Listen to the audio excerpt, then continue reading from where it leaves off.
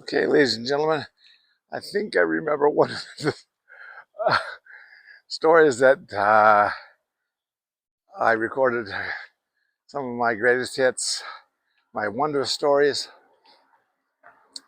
I recorded this along with three other stories a couple weeks ago, and they were no volume. I mean, there was no sound. And I did something wrong with my microphones. I'm hoping that doesn't happen again today, but this one was happened when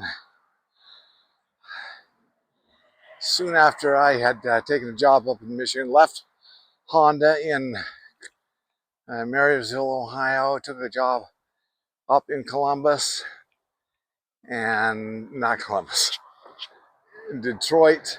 And actually, the company was in Troy. I think on off of 8 Mile Road.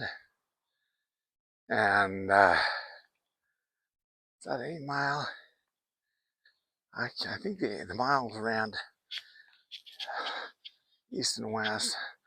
Anyways, it was fairly close to the Somerset Mall, a very expensive mall, and a great mall up there in Michigan. That's one thing I loved about Michigan, is it was kind of a happening place. It seemed like everywhere you went, people were driving about 20 miles an hour faster than they were in Ohio, and it was just car noise everywhere, and it was kind of scary that way. But oh man, there was some great restaurants and great people, and quite a racially diverse crowd. My daughter, who bounced around from high school to high school for a while, and she settled in West Bloomfield High School, or I think it was her senior years, or maybe a couple of years there, I can't remember. But she loved it. She was at Central High School for one of those years in just southwest of West Bloomfield, which would have been, it's kind of like a Walled Lake. Yeah, I guess it was in Walled Lake, which is close to a very lakey area and very beautiful area. But yeah, for some reason, that was a tough go for her. But then when she finally settled in to West Bloomfield, she loved her teachers. She loved the friends and the diversity. Oh my heavens. Anyways, so before we sold our house in Dublin, Ohio, and moved my family up there, I was living in a hotel. Oh, and then I uh, moved to I had a sister in Ann Arbor. I had her her husband let me stay there for a few weeks until we got until my house sold, until we got the family moved up to the Michigan area, the Detroit area. But one night, oh my heavens, in that part of the country, it can rain like the dickens. And one night, it was dark. I was on my way home to my sister's house in Ann Arbor, and it was raining cats and dogs. And I was on Interstate 94, one of the main thoroughfares through that part of the country from east to west. And it was, I wouldn't say it was jam-packed with traffic, but it was, yeah, it was, as far as I could see, forwards and backwards traffic. It was not a traffic jam, but traffic everywhere. I was surrounded by cars. And it started to rain and pour. And I was in my old Accord with particularly bald front tires, the front wheel drive. And it started to rain cats and dogs. And I was in the middle lane, kind of keeping up speeds with everyone else around me, right? And then I thought, oh no, boy, this is getting kind of scary. I'm uncomfortable at this speed in this rain. And so I just nudged the steering wheel to get over into the slow lane. And that instant, I felt like I was on an ice skating rink. I felt like I was on ice, and I started to spin. I spun around once, and I was going backwards. I thought I was going to go off the road, going backwards, and then all of a sudden, I stopped, and I was like flipped around, and then I started going backwards towards the other side.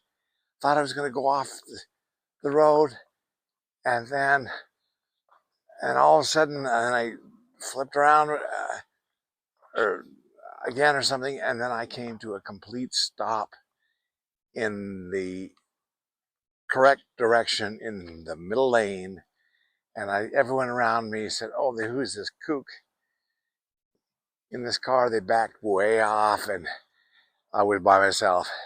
My engine died, my stereo was blaring, and I looked around and I said, I don't know what just happened. But I turned on my key, it started up, and I put it in gear, and I went on towards Ann Arbor. And when I got close to Ann Arbor, like exit before where I was supposed to get off, there was the lights flashing. This car probably had a similar thing happen. They were off the road, and I don't know what happened. It looked like there could be people injured or people dead there. I don't know. But police car, all kinds of lights going on. I crept, gingerly past it, thinking, oh my heavens, that could have been me. And then I got off the next exit and made it to Ann Arbor safely. I thought, oh my heavens, what just happened? It felt like I was being controlled from above in my car. I thought, oh my heavens, something had control of this car. That I was totally out of control. I was just spinning around like I was on an ice rink, and I would heading this direction. Then the next minute I was heading the next direction, and then I came to a complete stop in the right direction, and I was so much perplexed by what had happened to me. I said, hold it. Does this old Accord that I'm driving have some anti-slip, some traction control, kind of special features that I was unaware of? So the minute I got back to Ann Arbor, I pulled out the owner's manual and I poured through that. I was looking, no, there's no such device on that car. And I just thank my lucky stars. I felt like I was being watched over. And why do I tell these stories? I tell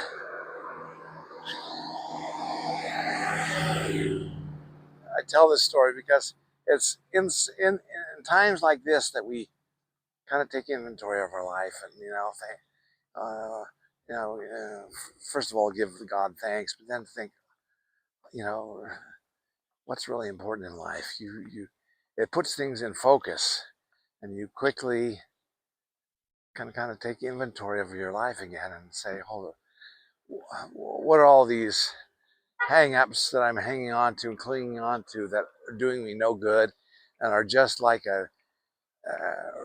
rocks in my backpack, weighing me down, keeping me from achieving things I want to achieve. And that's kind of the sense I got here. And oh my heavens, that's why I told this story. The other night, my grandkids came up to stay, and every night they'd say, "Oh, give us a bedtime story, Grandpa." Or I say, "Sure." So I told them the story, and then they said, "Why?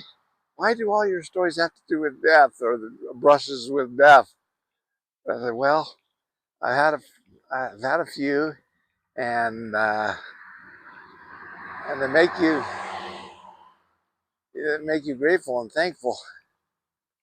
And so, man, what a scary experience. Oh, and then I will say, the next day,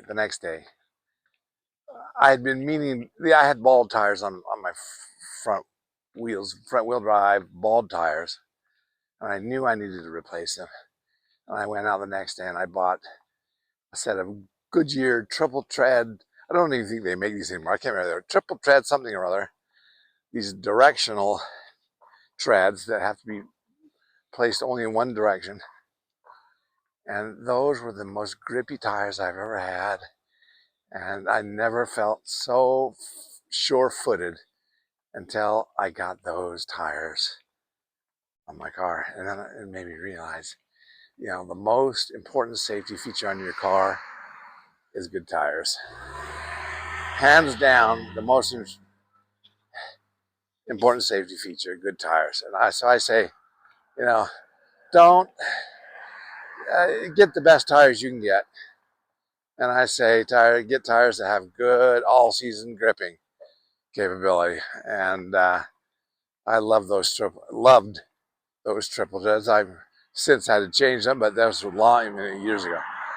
But now I'm getting to that point where I need to get maybe new tires on my. I don't have a Accord anymore. I have an old Avalon. Oh, look at these wild turkeys. Look, can you see these wild turkeys? Can you see these wild turkeys? I'm using a selfie stick. Hey, wild turkeys. Look at them go. Look at them go. Wild turkey. There they are. Look at those wild turkeys. Wild turkeys. Oh man, they're beautiful. Wow, a whole family or two of them. Man, I hope you can see them. And then I'm pointing towards the sunset, down by the mountain, not by the mountain. You can see Antelope Island back across in front of the sunset, and a little bit of Great Salt Lake, and then over to the left you'll see, hopefully you'll be able to see the airport where J.D. Vance landed. Was it yesterday or the day before he came to pick up Charlie Kirk? Oh my heavens, that touched my heart to see him be a pallbearer on the tarmac, and also loading up the Air Force 2 with Charlie's remains. Anyway, so that's the view I have tonight. It's beautiful. Oh my heavens. We finally got some clear skies. We've had quite a bit of rain for Utah in the last couple of days, and I think it's brought clean air. This is some of the cleanest air I've seen in maybe all summer. It's beautiful. But anyways, thanks for listening, and I'm gonna sign off and probably make another video, another story. Okay, bye-bye.